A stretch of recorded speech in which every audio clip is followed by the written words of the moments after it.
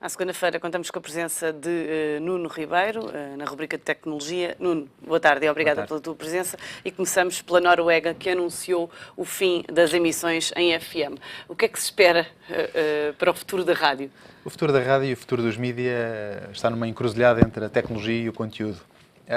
E, de facto, o fim das emissões anunciadas em FM para 2017, não é já, portanto, o Ministro da Cultura anunciou esse fim, basicamente passará para uma imigração da rádio em DAB, portanto, a Digital Audio Broadcast, que é o equivalente àquilo que sentimos recentemente em Portugal, com a passagem para TDT, portanto, na área da televisão, é a passagem da rádio também para emissões digitais.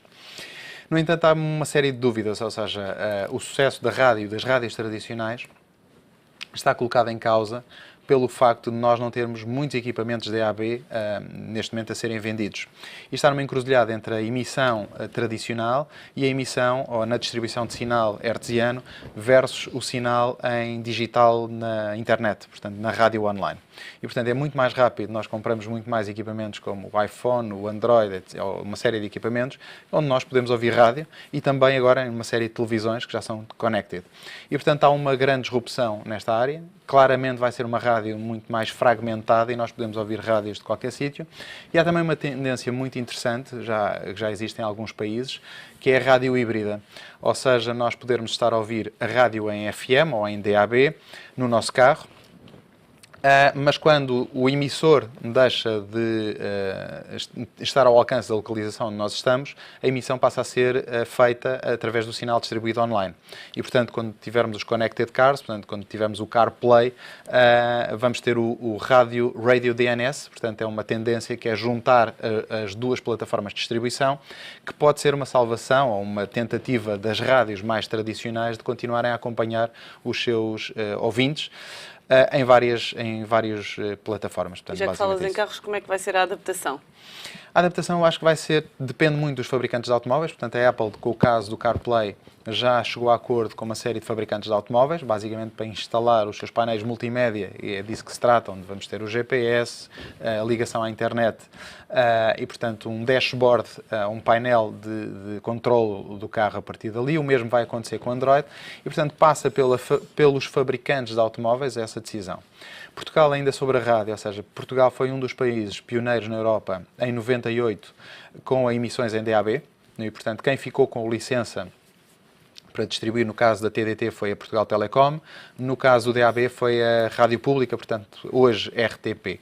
E, portanto, pode ser mais uma fonte de receitas para a RTP, não só a taxa do audiovisual, mas também a venda do sinal distribuído aos restantes operadores privados.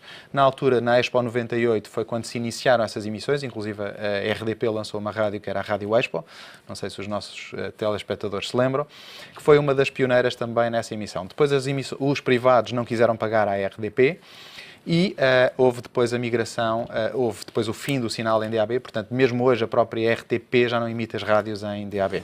A Nokia e a Alcatel-Lucent chegaram a acordo para a fusão. É o renascimento da Nokia? É um novo renascimento da Nokia numa lógica de business to business, portanto, na venda de equipamentos de infraestrutura. É, de facto, uma aquisição muito importante e, portanto, colocaremos uma Nokia com a Alcatel e a Lucent, basicamente uma empresa muito forte na área de serviços e de equipamentos aos operadores de telecomunicações tradicionais, como é hoje a Ericsson, por exemplo. E, portanto, é um redesenhar daquilo que vai ser o modelo da Nokia. A Netflix apresentou resultados relativos ao primeiro trimestre, abaixo das expectativas, mas a verdade é que as ações subiram 12% depois da apresentação de resultados. Porquê? Por dois motivos, ou seja, o primeiro ponto é as receitas ficaram um pouco abaixo das expectativas porque o Netflix, que já se começou a internacionalizar para outros países, com a subida do dólar face às restantes moedas, quando passam as cotações ou as receitas para dólares, houve uma descida por esse sentido.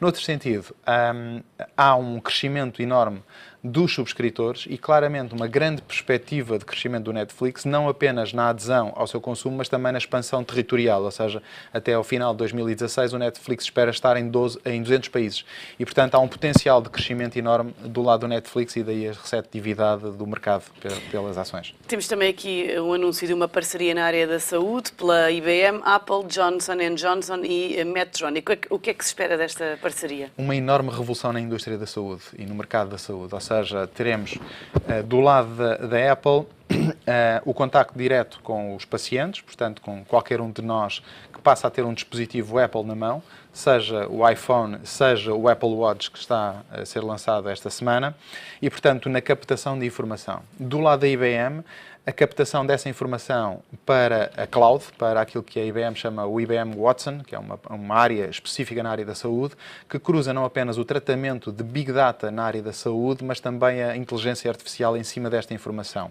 Do lado da Johnson & Johnson, que é uma empresa que tem também uma área farmacêutica muito importante, portanto, na área da investigação em cima de todos estes dados, e do lado da Medtronic, a fabricação e a tecnologia na área da saúde. E, portanto, é uma parceria muito, muito relevante para estas 4 empresas e para todos nós, na humanidade, que passaremos a ter mais informação sobre a área da saúde. Já que falamos em Apple, anunciou a Conferência Anual de Programadores para junho, de 8 a 12 de junho.